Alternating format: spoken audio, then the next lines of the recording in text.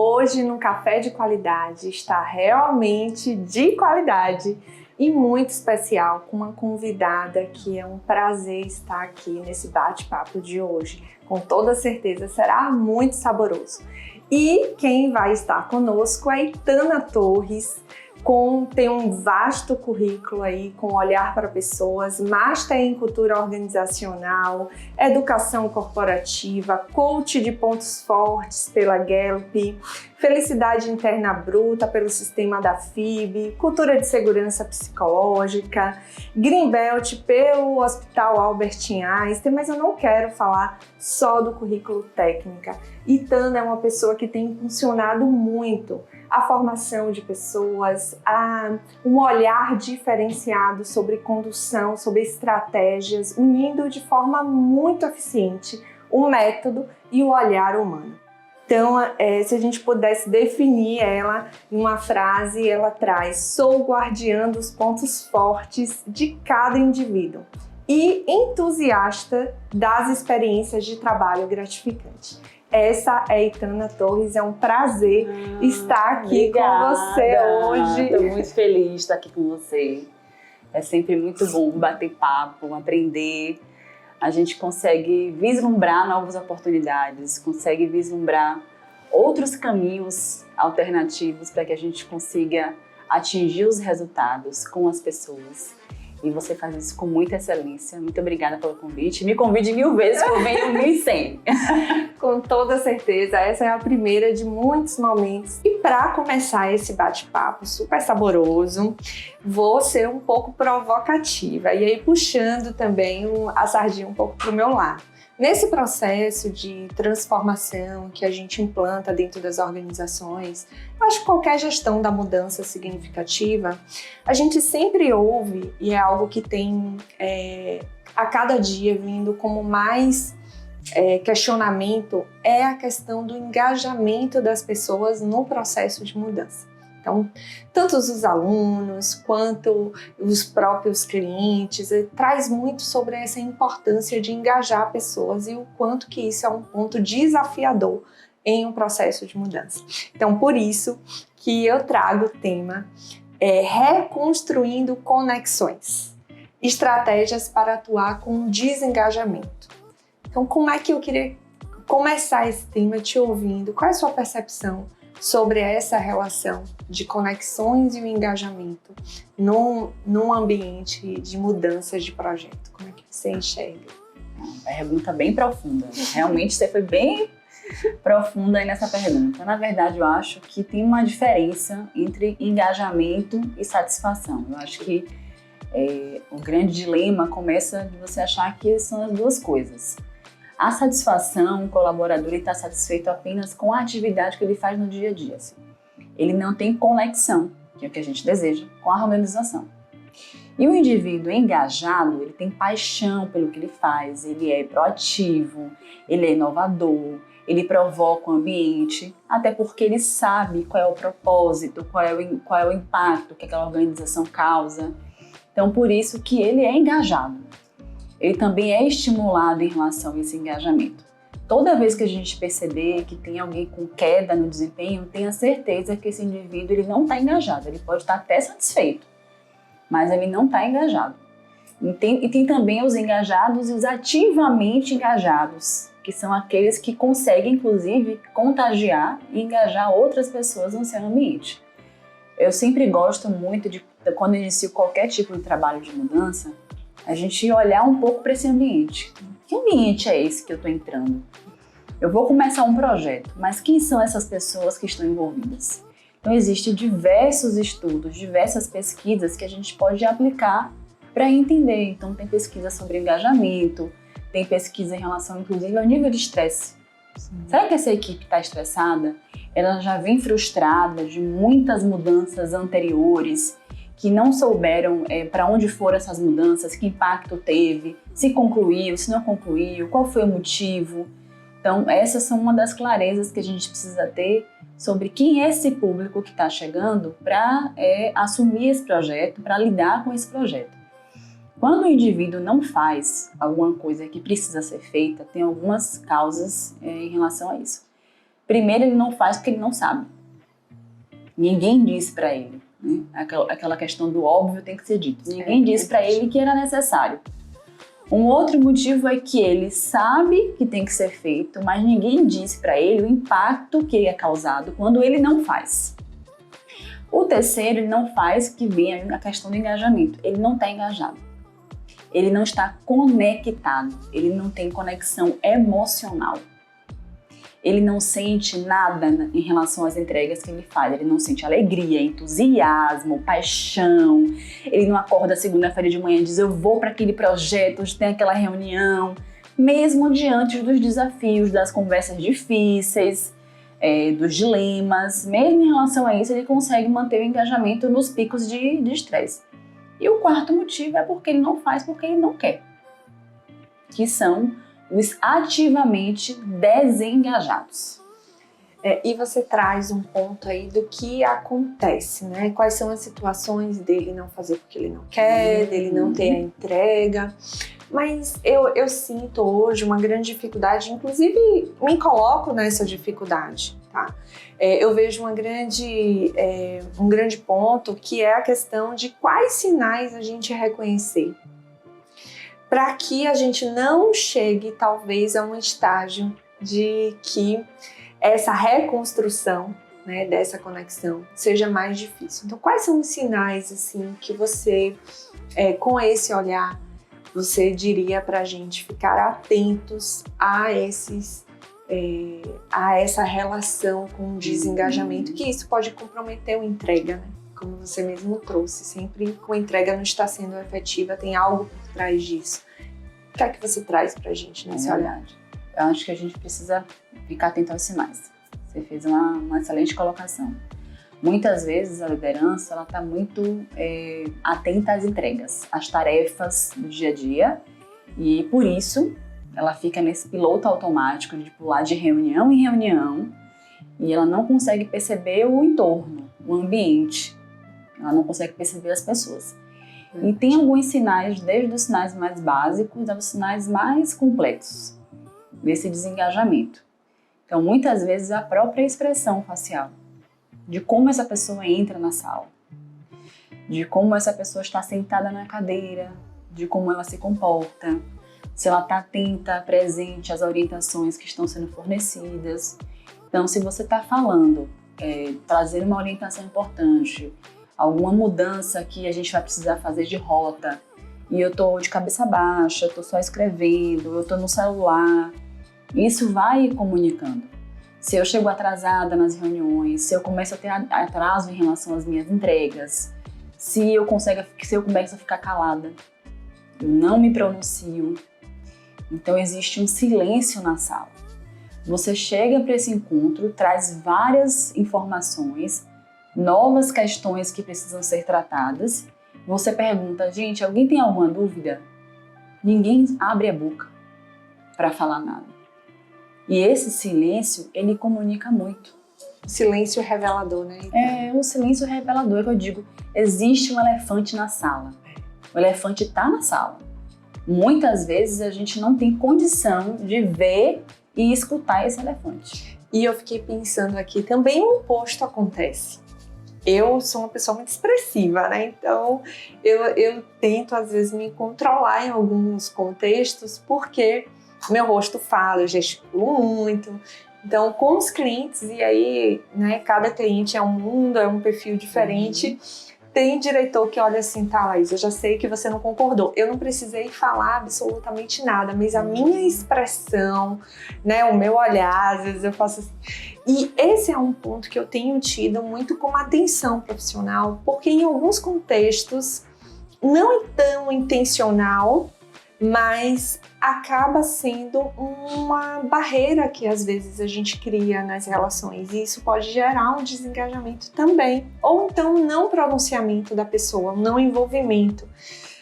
Às vezes a nossa expressão de que concorda, de que não concorda, né, que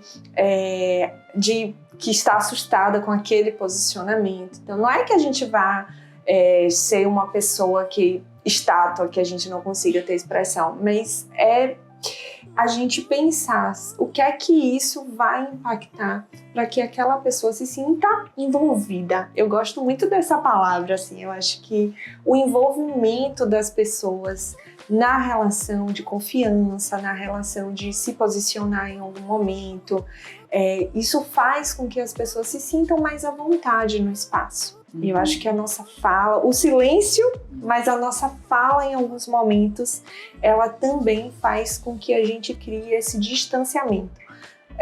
Você concorda? Você acha que a gente cria esse distanciamento, principalmente em implantação de projetos no qual as pessoas não sabem, né? As pessoas estão assustadas, não sabem o que vão acontecer. Como é que você percebe isso? Todo medo, toda mudança gera um medo, né? Gera um desconforto. É só a gente olhar para nós mesmos, assim. A gente vai começar a se alimentar de uma forma diferente, vai começar uma atividade física, vai mudar de casa, se a gente vai mudar de endereço, mudar de profissão, mudar de emprego. São os chamados lutos não reconhecidos pela sociedade. A gente vive um luto porque é um rompimento de vínculo. A empresa vai crescer, vai mudar de endereço, vai mudar de marca, vai mudar de cor. Tudo isso envolve vínculo emocional que vai ser rompido. E existem os lutos organizacionais. Não existe somente os lutos em relação a perder uma pessoa, mas também esses lutos dentro da organização. Isso, infelizmente, em muitas organizações não é levado em consideração quando existe uma mudança de como lidar com esse luto. Porque, por exemplo, a acreditação é você deixar de fazer muita coisa do que você fazia antes, que não quer dizer que era errado. É um novo jeito de fazer. E é um apego, porque assim, fui eu que implantei esse serviço, fui eu que implementei esse programa, fui eu que escrevi esse procedimento, fui eu que treinei essa equipe. E aí começam a vir os medos e a autossabotagem, de poxa, alguém está dizendo que eu não sou boa o suficiente. Então, tem algumas questões, quando você vai implementar um programa, valorizar aquilo que já foi construído. Sim. Honrar aquela história. E isso vai despertando a consciência e explicando, dando clareza de por que nós estamos mudando. Por que tomamos as decisões. O ser humano ele tem uma necessidade básica de entender o porquê de toda mudança. É que nem criança, eu não sou mãe, mas minha mãe dizia muito, você só obedecia quando eu te dizia por quê. Se eu dissesse tem que fazer, você não fazia. Tem que ir porque eu quero, porque eu sou sua mãe, porque eu sei o que é melhor para você. Isso não adiantava. Ela disse, eu só para você, só servia a orientação se eu sentasse com você, conversasse com você e te explicasse. A mesma coisa acontece com os adultos. Então, acho que essa questão de como a gente vai falar isso, ter esse cuidado que você trouxe com as palavras, ter cuidado com o que vai ser dito, mudar o vocabulário de acordo com o público. Então, se eu vou falar com o público médico, é uma linguagem. Se eu vou falar com o público mais operacional, é uma outra linguagem. Se eu vou falar com um público mais de líderes, é uma outra linguagem. E às vezes a gente monta um script para não ter... E faz, né? Para todo mundo. Que é mais fácil pra gente, é mais cômodo, né? É mais fácil eu replicar, eu já tô também na minha zona do conforto, porque quando eu mudo, eu não sei muito o que vai acontecer do outro lado. O medo de... E se eu falar alguma coisa e vinha uma pergunta que eu não sei responder? Exatamente. Que eu acho que entra um outro ponto que eu falo para os líderes, que é a questão da humildade. Eu não sei, hoje eu não sei essa resposta. Hoje eu não tenho essa resposta. Eu não sei sobre esse assunto. É a primeira vez que eu estou lidando com isso. Eu também não sei. Mas não quer dizer que eu vou ficar nesse não sei para sempre, né? Nós vamos aqui aprender juntos e eu vou buscar essa resposta e vou trazer para você como a gente pode construir junto. Tem uma frase da Amy, eu acho que foi ela que disse, que em muitos momentos, duas frases que o líder pode dizer. As únicas duas frases que podem ser ditas naquele momento. Uma é eu não sei, segunda é me desculpe. São duas frases que trazem essa conexão, que resgatam esse engajamento. Poxa, ele é ser humano como eu. independente da hierarquia, independente de onde ele esteja nessa pirâmide hierárquica, ele também sente. E isso faz, você trazendo aí, veio várias coisas assim na minha mente, né? No processo da acreditação, no processo da qualidade em si, né? Trazendo um olhar mais a qualidade como estratégia de uma instituição, acho que isso é muito desafiador. E para mim, inclusive, profissionalmente, principalmente na posição de consultora, no qual você ia levar o conhecimento e como implantar, por muito tempo você se sente inseguro de dizer não sei. Eu acredito que você dizer não sei também é um processo de insegurança seu. E aí, com o amadurecimento, você vai praticando isso, você vai entendendo que isso de fato conecta as pessoas, porque a gente não tem resposta para tudo. E na metodologia de implantação de novos padrões, né, de novas rotinas dentro da instituição, eu sempre trabalho muito com algo que eu acho que é premissa de qualquer relação, que é transparência, né?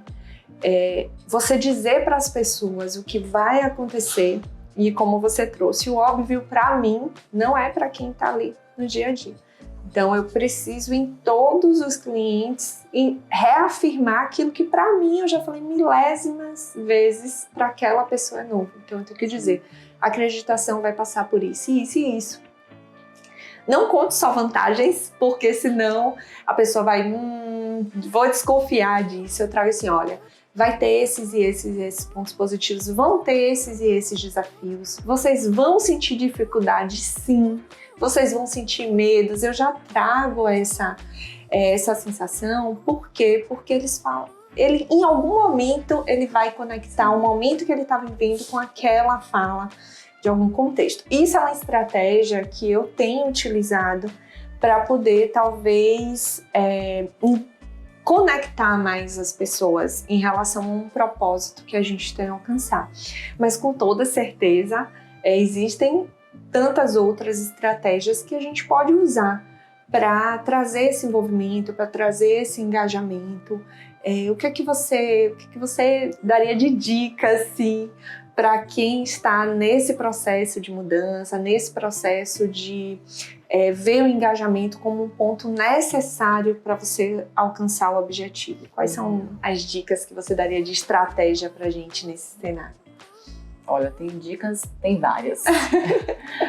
Mas eu acho as melhores. Mas eu acho que a dica ela faz mais sentido quando ela está alinhada à cultura. Sim. Então tem dica que não vai funcionar naquele ambiente, porque não tem cola com aqueles comportamentos ali vividos. Então tem dicas depende do tipo de ambiente que a gente está vivendo aqui.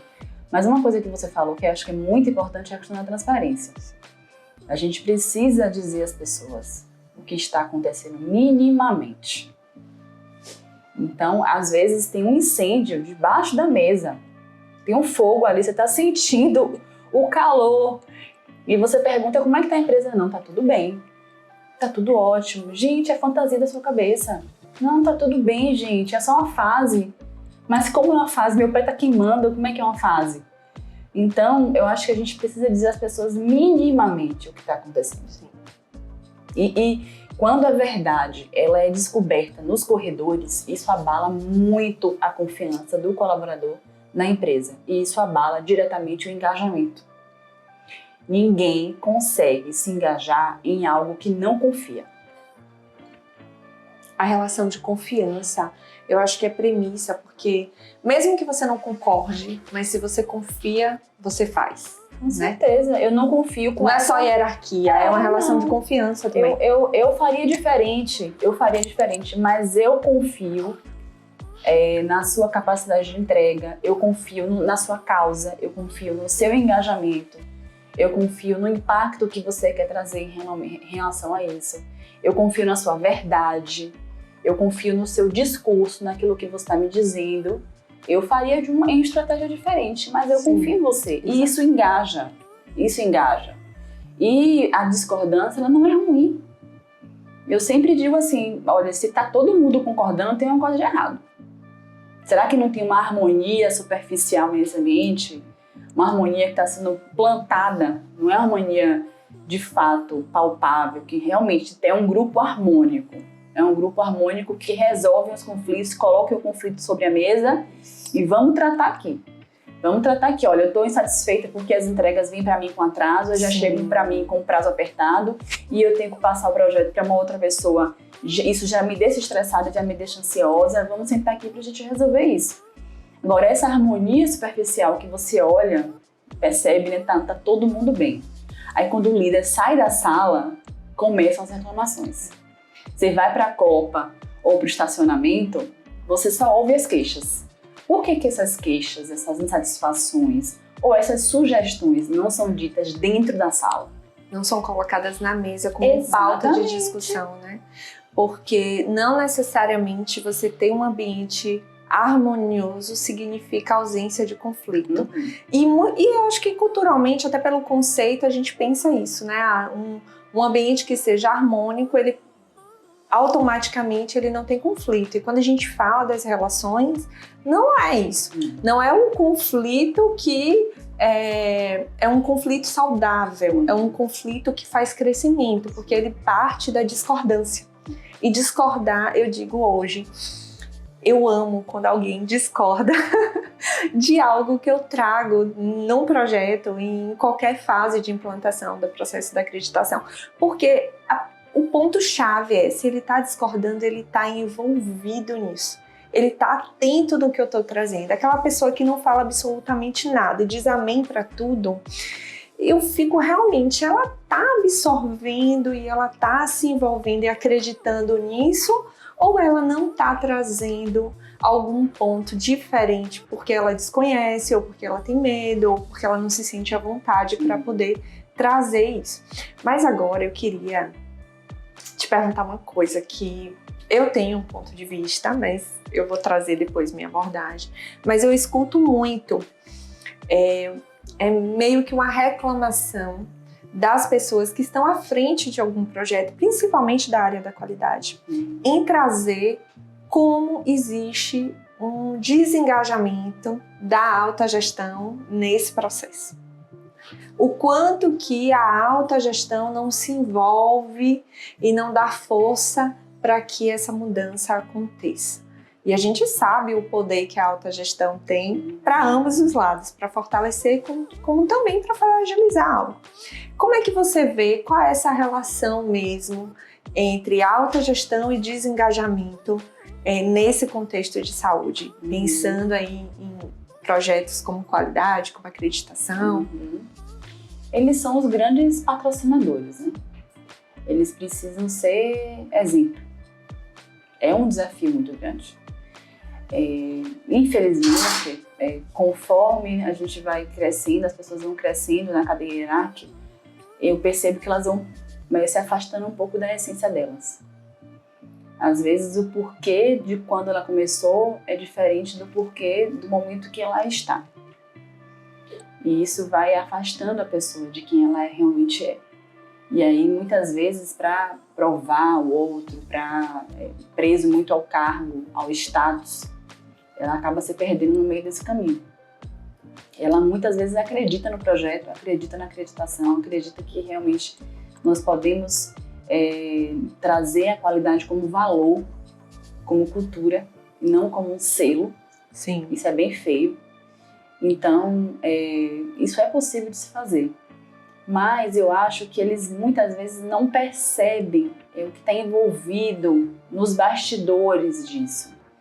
Eu acho que eles não conseguem visualizar o que é possível ser feito. Eu acho que é um processo muito complexo e que é tratado com simplicidade. Então, a gente tem os quadrantes dos ambientes, tem um ambiente caótico, tem um ambiente complexo, tem um ambiente mais simples. De acordo com o ambiente, você trata ele como ele é. Construir o POP é a parte mais simples do processo. Com certeza. A parte complexa é você dar vida ao POP, é fazer ele andar com as próprias pernas. Então, eu acho que esse gestor, quando eu participo de todo o processo de mudança, ele é mentorado.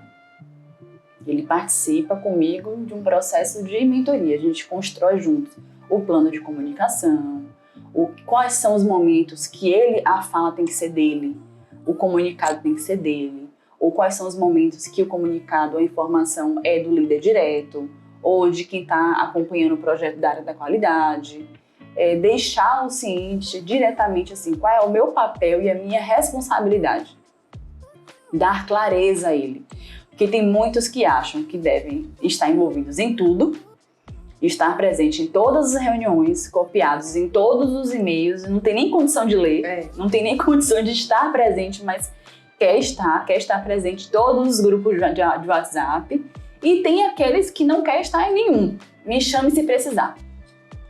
Então, eu acho que é deixar claro. Vamos fazer aqui um combinado? O que é que eu espero de você e o que é que você espera de mim nesse projeto? Vamos fazer aqui um cronograma de quando é que você entra e escutar também dessa pessoa, assim. O que é que você acha que a gente pode construir juntos em relação a isso?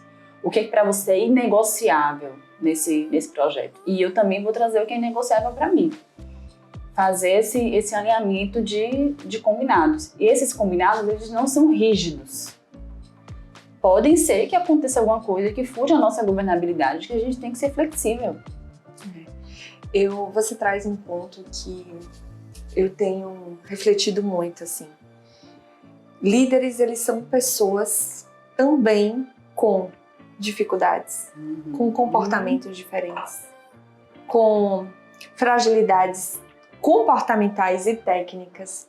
Então, colocar o líder em um pedestal do qual ele tem todo o conhecimento, toda a habilidade, toda a base para estar ali, a gente sabe que, principalmente no cenário de saúde, nem sempre existe uma formação para ele chegar naquele lugar. Muitas vezes ele também é colocado em uma posição que é assustadora para ele.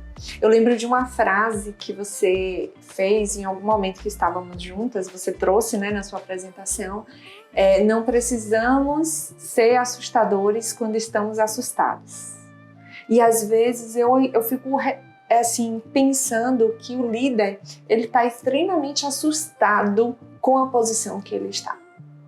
Só que é tão difícil ele mostrar essa vulnerabilidade, porque no mundo corporativo, o líder tem que ser o forte, tem que ser o que impulsiona, tem que ser o que dá exemplo, tem que ser o que está ali, né, conduzindo isso. E ele pode ser um exemplo de outras formas. Ele pode ser um exemplo de autodesenvolvimento, de autoconhecimento, de humildade. Então, eu sempre olho o líder independente do perfil, mas eu sempre olho a liderança que está ali com uma tentativa de empatia muito grande. Porque eu vejo profissionais extremamente abalados psicologicamente em estar em um cargo que não está preparado para tal. E aí eu lembrei, você falou de Amy no livro Segurança, Organização Sem Medo. Ela traz muito isso, que existem as zonas, né, da cultura de segurança. E uma das zonas no qual a maioria das pessoas vivem hoje é a zona da ansiedade interpessoal. Você quer fazer muito, mas você não sabe por onde começar. A instituição não deixa claro para você o que quer, porque ele não está claro nem na cabeça dela. E aí a gente vive esse cenário complexo, que eu concordo com você, existe uma complexidade. E às vezes até o que é simples as pessoas complicam. Então, ter esse olhar para a liderança, e na sua fala você traz muito isso, é fundamental. Porque enquanto a gente estiver tampando os olhos e cobrando do líder, ele vai acabar reagindo como você trouxe. Ele vai acabar se distanciando mais da pessoa e entrando em uma zona daquele mundo corporativo que ele está sendo sugado e tragado e ele nem consegue perceber o quanto que isso está adoecendo ele e adoecendo as pessoas nesse... E aí vem o que é fácil a gente falar, as pessoas não se engajam. As pessoas não se engajam, as pessoas... Eu acho que é uma das frases que eu mais escuto, Itana, não sei você. Mas hoje, porque as pessoas não se envolvem. Toda enquete que eu abro no Instagram, todo post que eu falo, as pessoas, mas as pessoas, o desengajamento. Eu coloco, quais são os maiores desafios? O desengajamento. As pessoas não se engajam, as pessoas não compram ideia. Então, pensando nesses desafios, assim, né? Já que a gente falou do desafio, o que é que você acredita ser mais desafiador nesse processo de reconstruir essas conexões? O que você acredita, assim, como desafio? São muitos. Dá pra gente fazer aqui uma semana o dia inteiro de café. Café, almoço, jantar. Eu acho que a liderança está em crise. Ela está em crise porque ela está envolvida num ambiente de múltiplas gerações. Ela está em crise porque ela foi colocada num cargo, porque ela era uma excelente técnica, era uma excelente enfermeira, um excelente médico, um excelente fisioterapeuta. Tecnicamente, aí foi promovido como forma de reconhecimento para um cargo de liderança. O que aconteceu nessa história? Nem o líder se desenvolveu para estar nesse novo desafio e nem a empresa também apoiou esse desenvolvimento. Toda vez que existem essas falas de mas as pessoas não se engajam, as pessoas não se envolvem, eu convido a pessoa a girar a câmera um pouco para ela. Sim. E o que você tem feito para engajar essas pessoas? O que você tem feito para aproximar essas pessoas? Todos nós somos agentes de mudança. Não deixa, a empresa não quer, a empresa não permite, a empresa não tem a cultura. Mas o quanto dessas queixas que você tem, você está jogando na conta da empresa?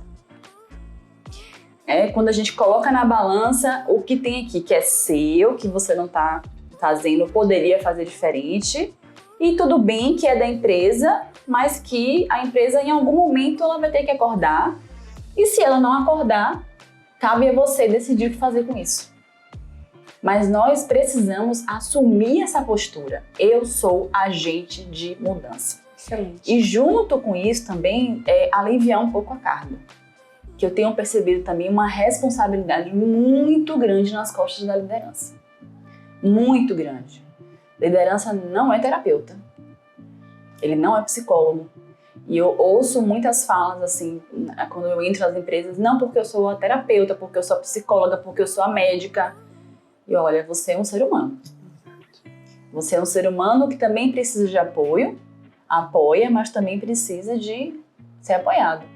A gente fala tanto dessas skills, né, de empatia, escuta, humildade, flexibilidade, acolhimento. A gente fala muito isso, são palavras que trazem a proximidade e a conexão humana, mas de fato, no dia a dia, o que é isso de verdade? Quanto que a gente está praticando? O que é esse acolhimento? Por exemplo, desmarcar um compromisso faltando 20 minutos para começar é uma falta de acolhimento. Exato. Você comunicar uma mudança somente para um grupo de pessoas e não comunicar para o outro, e o outro grupo ficar sabendo no corredor, é uma falta de acolhimento. Você cobrar um indicador, cobrar um plano de ação que a pessoa nem tinha conhecimento de que ela estava envolvida, é uma falta de acolhimento. Você cobrar uma pessoa em relação a um feedback, mas ela nem sabia, ela não sabe o que é feedback, ela nunca deu um feedback na vida, ela nunca passou por essa situação. Você não sabia que ela tinha passado por essa situação. Você conversa com um colaborador a cada 2 meses ou mensalmente numa reunião de time. Você não sabe como essa pessoa tá. Tem perguntas que eu faço assim em grupos que eu falo, gente, cada um conta uma coisa que ninguém sabe. Conta uma coisa sobre você que ninguém aqui sabe. Lá saem coisas básicas como, eu tenho um filho, eu sou casada, eu me divorciei o mês passado, eu perdi minha avó. Saem coisas assim, sabe, muito surpreendentes. E eu tô aqui do seu lado, trabalhando com você todos os dias. E eu não te contei que eu me divorciei. E você não sabia que a minha postura cabisbaixa, que a minha postura de chegar atrasada, era porque eu estava resolvendo questões burocráticas e emocionais do meu divórcio. E eu não senti espaço para falar sobre isso. Porque só existe em mim a cobrança em relação à meta e o resultado. Que bom que você traz exemplos que a gente vive no dia a dia. Porque eu acredito que são essas pequenas práticas que faz a gente se exercitar com esse olhar. Essas palavras bonitas que criam um modismo, né, da gente falar acolhimento, eu tenho muito empatia. Medo disso. Tenho muito a gente medo. fala o tempo todo sobre isso. E não tem problema nenhum falar, mas a questão é o quanto que você está exercitando. Porque eu digo que é um exercício a gente se colocar. Não é nem se colocar no lugar do outro, porque a empatia é muito fácil. Eu, Laís, com a bagagem que eu tenho, com os anos de experiência que tenho, me colocar no lugar de Ana, que está começando agora na qualidade, é o primeiro projeto. Não é isso. Eu tenho que pensar, se eu estivesse na condição de Ana, com conhecimento de Ana, será que eu não estaria tendo a mesma atitude dela? Né? E o que é que eu posso fazer para apoiar nesse processo? Então, eu acredito muito que falar disso é falar do dia a dia, né? Do momento que você acorda, as pequenas oportunidades que aparecem, como você citou várias aí, para a gente ficar atento a saber de fato o que é que a gente consegue exercitar, e não significa que a gente vai conseguir em todos os momentos, mas se a gente estiver atento a esses sinais, vai fazer com que a nossa percepção ela vá aguçando mais, né? E como você trouxe mesmo, né, que somos influenciados e influenciadores, eu passaria, Itana, o dia inteiro falando com você. Primeiro porque eu acho que você traz, assim, mesmo diante da complexidade, você traz algo com muita relevância, com muita profundidade, mas algo leve também, algo que faz com que as pessoas reflitam no seu dia a dia. Mas eu queria que você, com toda a sua capacidade de influência também... Meu Deus, que responsabilidade! Já tô induzindo, agora né? Já, o negócio pesou aqui. Que você deixasse um recadinho, né, para quem está nos assistindo, para quem quer aprofundar mais sobre isso. Então, qual é o recadinho que você deixaria sobre essas reconexões, né? Esse estabelecer as conexões de uma forma engajadora, de fato. Eu não acredito em receita de bolo, em passo a passo, em receitas mirabolantes. Não é a minha essência. Pode ser que dê certo, mas eu não acredito nisso. Eu acho que as grandes conquistas, elas nascem de pequenos fracassos. Pequenos fracassos que você reconhece e você valida que faz parte da sua jornada. Primeiro, comece por você.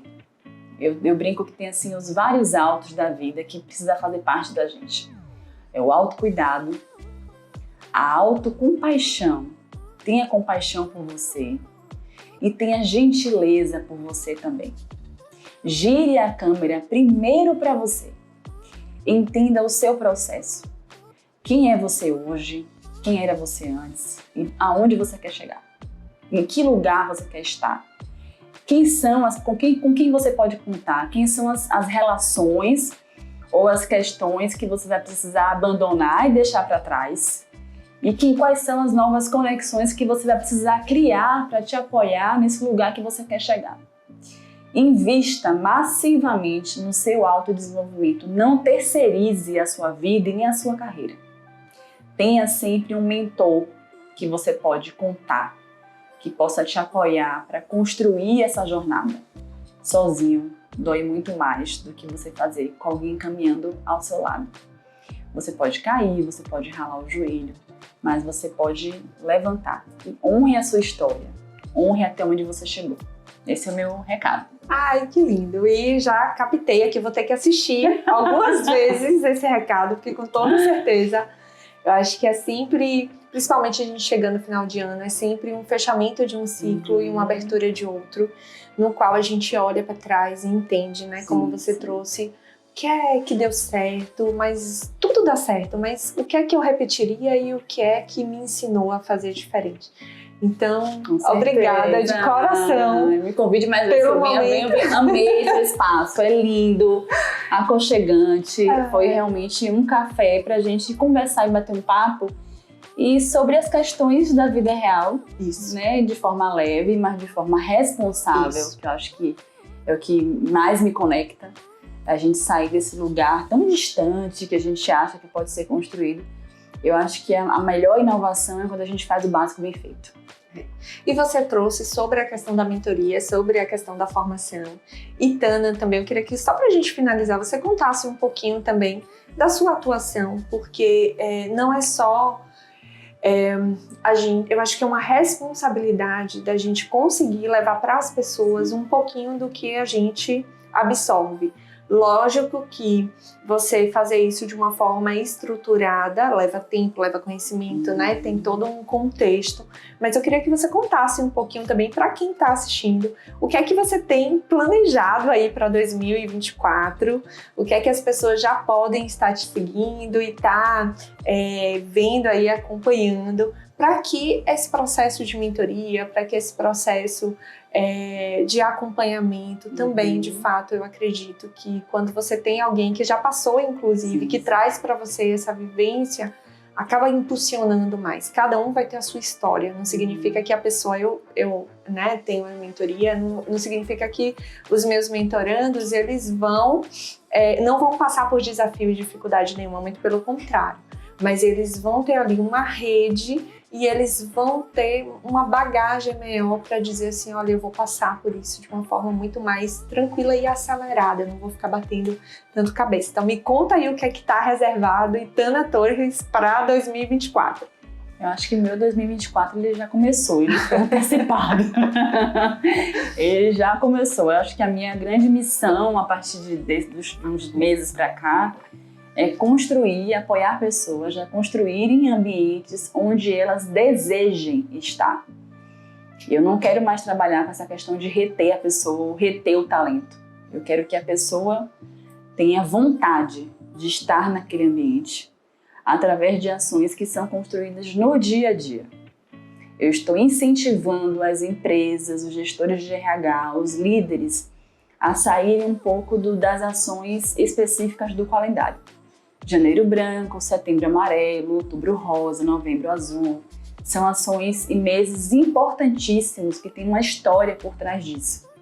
Mas se a gente sai do janeiro branco e pula para o fevereiro e não tem ações que realmente comuniquem que você se importa com as pessoas, que promovam espaços de escuta, espaços de acolhimento, espaços para discordar, que as pessoas realmente elas sejam incentivadas e promovidas para esse desenvolvimento, não vai adiantar você ter trabalhado janeiro branco ou setembro amarelo.